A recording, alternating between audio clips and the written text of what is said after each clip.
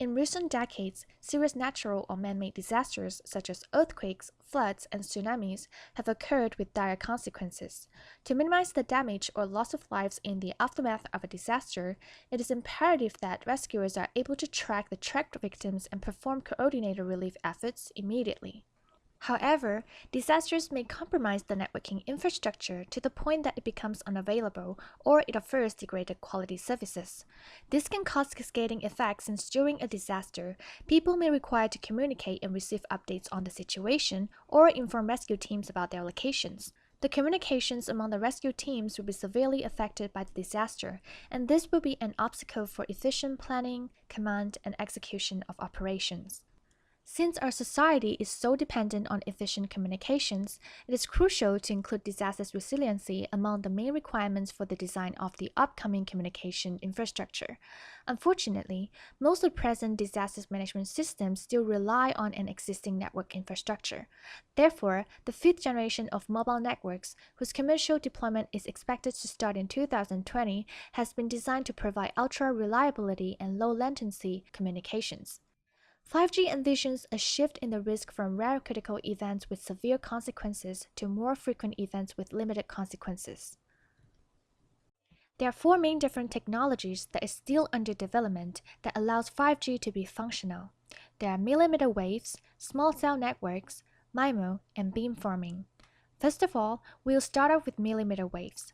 Electronic devices in our homes, such as smartphones and laptops, use specific frequencies, typically under 6 GHz, on the radio frequency spectrum. As more devices come online, this frequency gets crowded and this will limit the amount of data transferred over the radio frequency, causing slower service and unstable connections. Therefore, researchers founded a solution, which is to utilize new range of frequencies, those that fall from 30 to 300 GHz, known as millimeter waves. Opening this section of spectrum can accommodate more online devices as well as provide more bandwidth for everyone. However, millimeter waves presents a problem. It does not travel well through solid obstacles such as building infrastructures and is easily absorbed by plants and rain. This then brings us to the next technology, which is small cell networks. Since high-frequency millimeter waves have a harder time traveling through obstacles, instead of only using traditional high-powered cell towers to broadcast the signals, many low-power mini-base stations will be positioned at different parts of the area, functioning as a network relay to transmit signals around obstacles, thus ensuring the stability of the wireless network connection. Our next technology will be MIMO technology. In conventional wireless communications, a single antenna is used at the source as the transmitter, and another single antenna is used at the destination as the receiver. MIMO, short for multiple input, multiple output, is a technology for wireless data communication where multiple antennas are used at both the source and the destination for sending and receiving more than one data signal simultaneously over the same radio channel. The problem of MIMO technology is, with the massive number of signals crossing each other, this can cause serious electromagnetic interference. Therefore, this brings us to our next technology that is a solution to MIMO's problem, and that is beamforming. Beamforming is a traffic signaling technology used in cellular base stations that handles incoming and outgoing data streams and uses a signal processing algorithm to identify the most efficient data delivery route to each specific user. By keeping track of the packet's arrival time and direction, this allows many users and antennas to exchange multiple information at once on a massive MIMO array. In the case of 5G, since network signals are easily blocked by obstacles, beamforming can help by focusing a concentrated signal beam towards the direction of the user instead of broadcasting signals in many directions simultaneously. This way, it can reduce interference between signals when using the MIMO technology.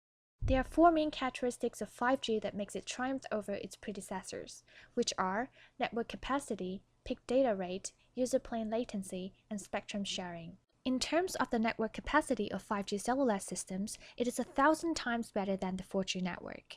The system spectral efficiency achieved in the advanced LTE system is 30 bits per second, employing up to 8 times 8 MIMO, which will be further increased in 5G cellular networks. As for peak data rate, 4G network provides peak data rate of 100 megabytes per second for high mobility and 1 gigabytes per second for stationary and pedestrian users, whereas in 5G cellular networks, the peak data rate required is 1 gigabytes per second for mobile users and 10 gigabytes per second for stationary users, thus providing the fiber-like internet services.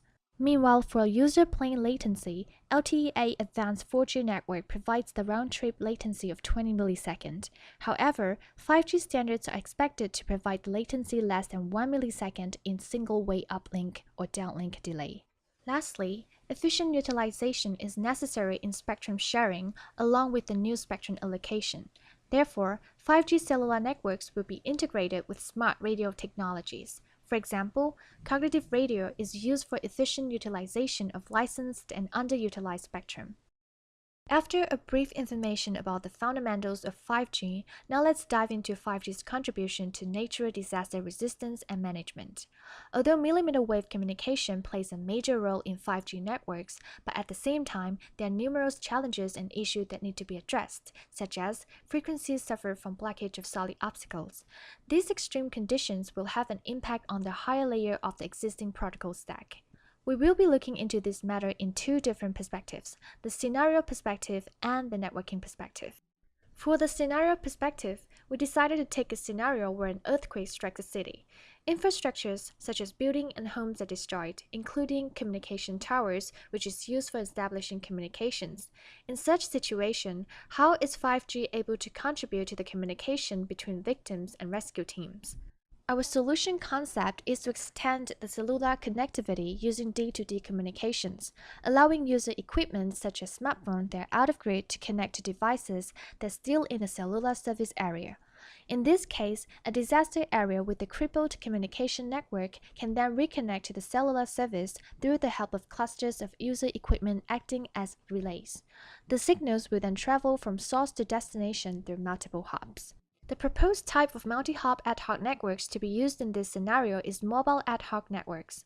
Victims of the disaster and the rescue teams can form a mobile ad hoc networks using their smartphones to connect to an out-of-service area in which a communication tower can be established. Mobile ad hoc network uses border gateway protocol to determine the shortest road between a mobile ad hoc network and another. But here comes another question. How can we determine the performance, efficiencies, and reliability of the solution? For this, we will then look into the networking part, where we decided to choose multi-path TCP as our transport protocol for network communication. In standard TCP, one TCP connection is created through a single link between two IP addresses.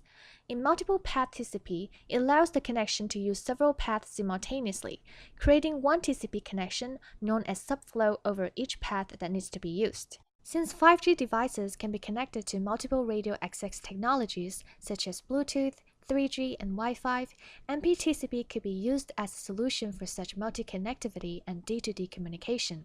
Here are the three requirements that MPTCP can fulfill for our proposed mobile ad hoc networks operation.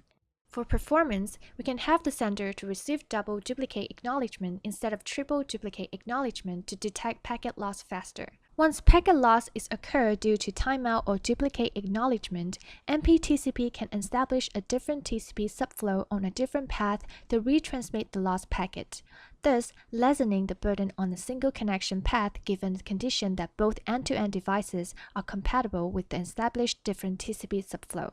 With this approach, each TCP subflow can contain a higher access threshold, allowing more slow start transmissions before it reaches the threshold and activate congestion avoidance. In the worst-case scenario, where packet loss occurs on every TCP subflow, the access thresh equals to congestion window divided by 2, and the congestion window is set to 4 maximum segment size instead of 1 maximum segment size, thus having improved performance over standard TCP.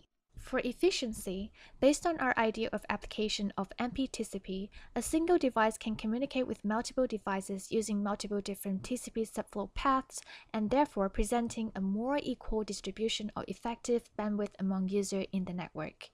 For reliability, in such scenario of an earthquake, since 5G does not travel well through solid obstacles, certain areas that are obstructed by walls and infrastructure can connect using a different TCP subflow without compromising communication between devices, making MPTCP a reliable solution to such problem, although the reliability of the throughput remains unanswered. In conclusion, 5G is an advanced technology which has a better performance for communication and can help many people during a disaster. There are four types of 5G technology, which are millimeter waves, small cell networks, MIMO, and beamforming. Although these four technologies have different functions, but they are all created for one good reason, a better communication.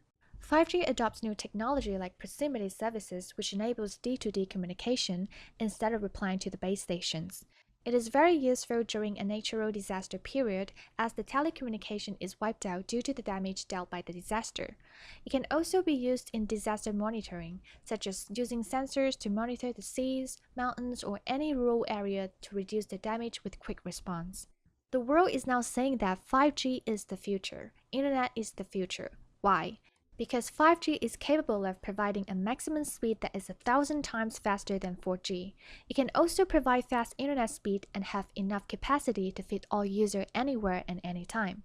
5G uses high spectrum band that has high frequency signal to devices and it would be less congested than 4G, but the signal frequency can't travel far, therefore you will need to have more small cell towers. With the help of 5G, the performance of autonomous cars, smart cities, IoT technology, immersive entertainment, communication, and collaboration will be improved and optimized. Therefore, 5G can bring many advantages to the world because it enables a new innovation to many different sectors, especially in disaster resistance and management.